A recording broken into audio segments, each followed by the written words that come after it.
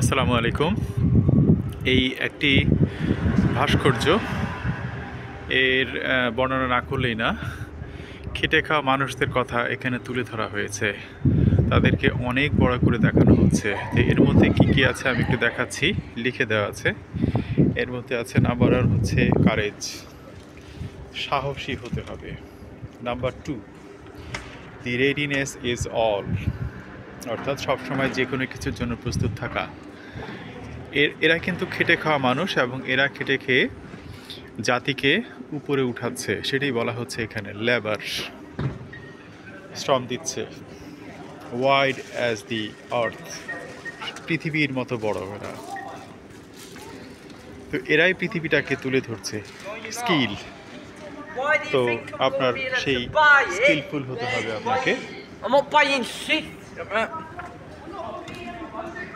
ক্রাফটনেস of world renowned. এরপর progress, অর্থাৎ এভাবেই আমাদের অগ্রগতি হচ্ছে। Everyday counts. তো এই সব কিছুর সমন্বয়ে আমাদের প্রতিটা দিন, প্রতিটা সময় কিন্তু গণনা করা হচ্ছে, এবং এই এত কিছুর সমন্বয়ে কিন্তু আমরা এগিয়ে যাচ্ছি। এর মধ্যে কি আছে? সব কিছু। যে কোনো ছোট কাজ তারা করছে। এই যে দেখুন, তাদের হাতে কিন্তু সব কিছু। যে কোনো ছোট কাজ করে গায়ে ধুলো ময়লা রং মেখে যাচ্ছে, তারপরে কিন্তু তারা এগিয়ে যাচ্ছে। কলকারখানা থেকে তাদের জুতা দেখুন, জুতা খুবই ময়লা, কাদা লাগানো। তো এইগুলো থেকে কিন্তু আমাদের অনেক কিছু শেখার আছে। আমরা আমাদের নেতার ভাস্কর্যটাই দিতে চাই। দেবেন, ঠিক আছে, আপনি আমাদের এই দেশেও আছে, ইংল্যান্ডেও আছে, কিন্তু জাতিকে সেই পর্যায়ে নিয়ে যান। তারপর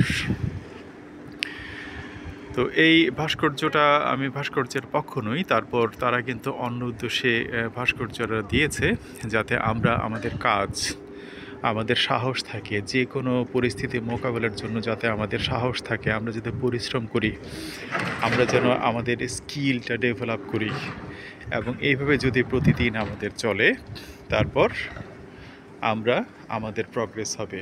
এবং এভরিডে কাউন্টস, আমরা প্রতিদিন আমাদের উন্নতি হতে থাকবে। প্রতিদিন তিলে তিলে, একে একে করে এই সময়গুলো আমাদের উন্নতির দিকে আমাদেরকে নিয়ে যাবে। তো আজ এই পর্যন্তই। আমার জন্য দোয়া করবেন।